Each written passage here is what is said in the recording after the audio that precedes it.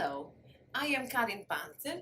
I am the academic coordinator of Cibrèo Academy, and today I'm here with Anna, a student, a very successful student from Cibrèo Academy. She just came back from an internship at Osteria Francescana, and we would like to ask her a few questions about her experience at Cibrèo Academy.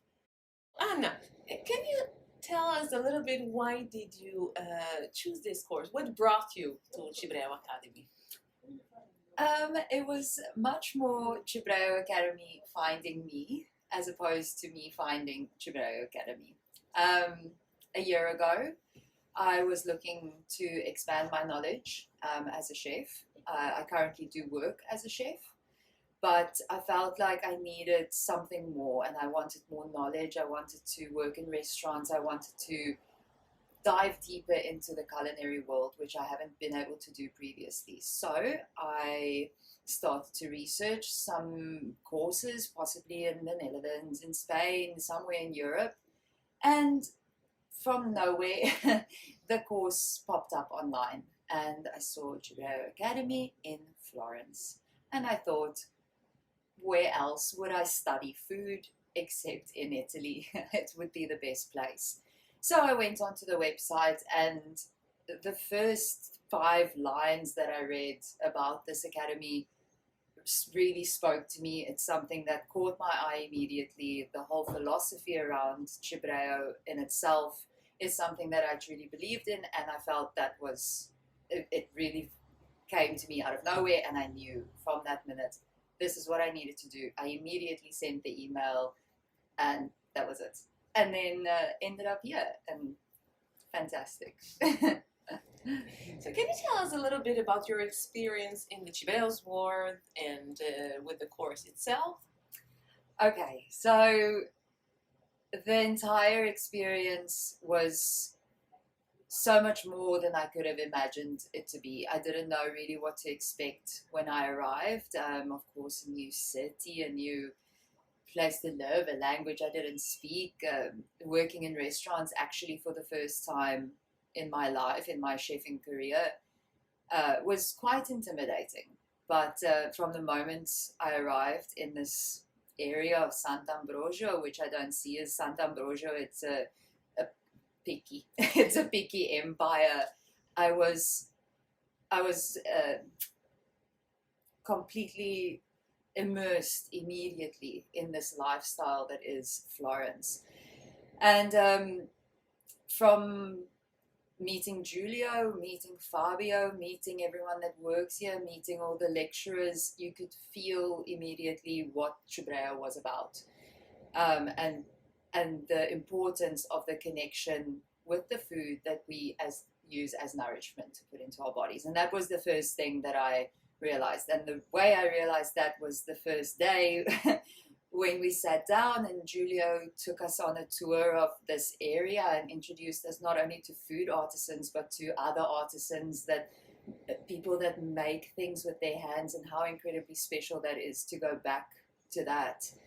We sat down and we ordered a cappuccino from the cafe and some breakfast. And there was a sandwich with prosciutto, carciofi, artichokes, and homemade mayonnaise. And it seemed so simple, but the moment I ate that sandwich, it all started making sense to me. I'd never tasted something that felt so real, almost like my body was happy, energized. And I never ate anything at Cibrèo or touched anything in Cibrèo that didn't make me feel that way. So you could immediately feel some form of a connection with something more than just producing food, something more than a restaurant, more than a theater, more than a market. There really was care taken in every single thing that was touched in this. And that was the first thing that struck me, and I was very happy because I felt like I wanted to be a part of it. And I was a part of it for a long time, and I got to work in the restaurants, and I got to see how everything works and how they bring together theater, art, food, people, all of that, bringing people together, especially after this COVID period. It was nice to be a part of something to help kind of rebuild and reintroduce back to the world. So the overall experience was fantastic, meeting the producers, going to the farm, seeing where the food comes from, seeing literally from the live animal to the plate into my body. There's something changes when you know where everything comes from. So it was a very special experience. That was the best part of it all, was to see the whole process, to see how everything takes place. And yeah, I was very happy. I learned a lot here. And what do you bring back home with you from this experience?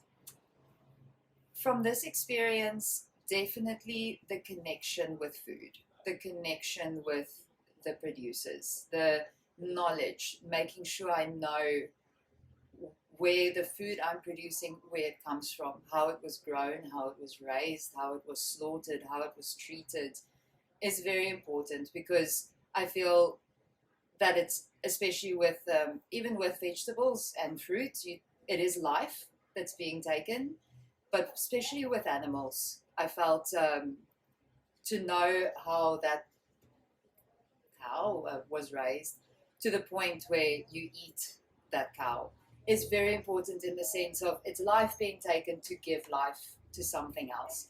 And I feel that's really something that I will now be very, very conscious about going back home.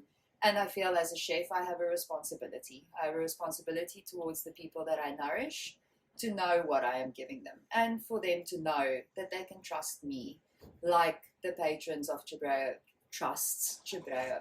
They know when they come here, they don't have to ask, they don't have to advertise, they don't have to tell their customers what it is that they do. It's a mutual respect in a relationship, where the customer knows when they come to Cibrèo, they get something that's honest, and that they know, okay, care has been taken. And also the fact that Cibrèo very much goes back into the history of how Italians ate in Florence many, many years ago, and recreates it to still keep that history, that culture, and to still then, and that's why people keep on coming back, because it feels familiar. It feels familiar, and your body.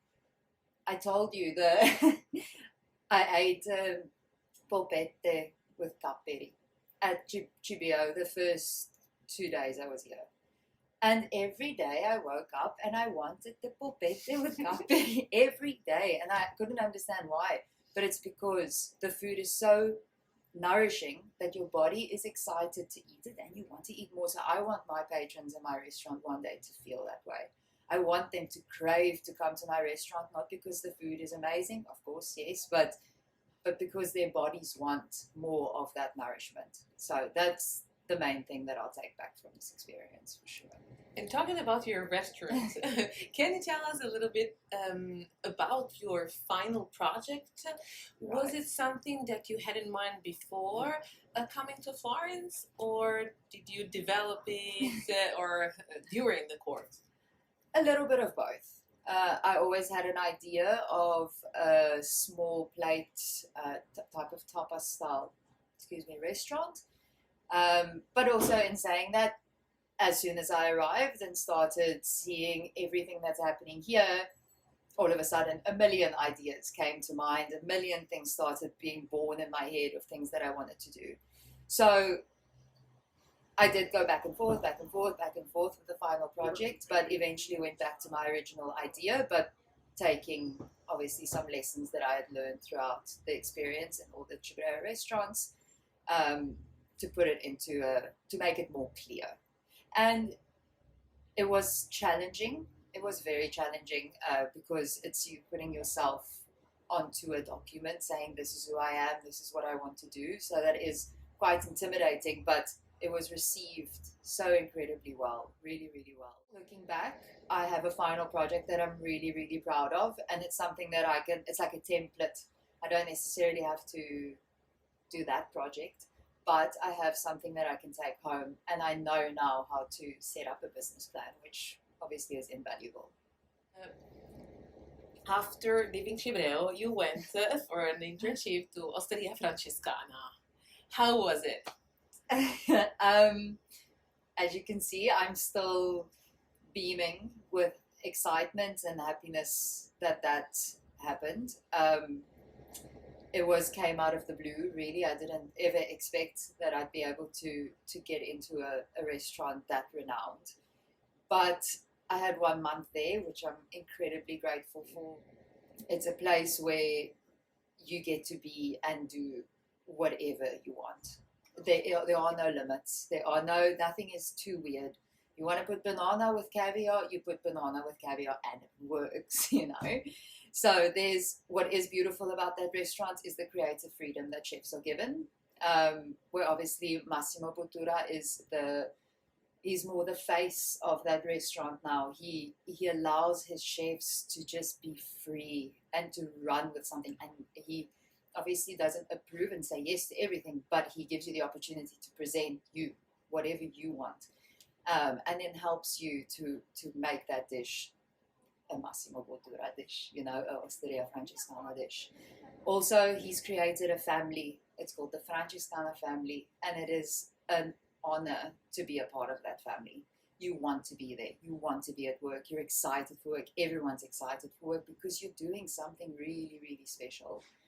And everyone's taken care of well, and everyone wants to be a part of this, and they're doing events, and they're doing a lot of things together, and everyone's together all the time, which was really nice to be a part of, you know. And there's a quality of life. There's breaks. Everyone sits together for lunch. Everyone sits together for dinner. Whether you're busy or not, you take the time to sit, be together, build that team, and then go into service and nail it, you know. And then at the end of the night, everyone's full of adrenaline and incredible experience. I remember you told me that when you arrived to Florence, that Osteria Francescana was your dream. My dream to eat at. To eat at. And you ended up working there. So I came to Florence obviously for this course, and my other big dream was to meet Chef Bottura. Obviously, for any chef, it's a big thing to meet the chef, and I just wanted to see the restaurant. That was my expectation, to see. So, because I did my course at Cibrèo, I emailed them and they said yes. So, thanks to the course, I was able to then get this internship, which I was very grateful for, and it was the perfect end. Also, I felt the working in Cibrèo, ristorante, cafe, not cafe, but Cibrèo, working in professional kitchens for the first time for 3 months in Florence prepared me. It prepared me. I would never have been able to walk into Osteria Francescana with no experience and just start. But when I arrived, I had an idea of how a kitchen works. I had an idea of how staff works, how the hierarchy works in the kitchen. I felt like I could do it. And it was much easier knowing, you know, how it works in a kitchen. So it was good training for me, and it was the perfect ending to my Italian experience. Thank you so much, Anna, and we wish you all the luck in the world. Thank you so future. much. I thank you very much. Thank you.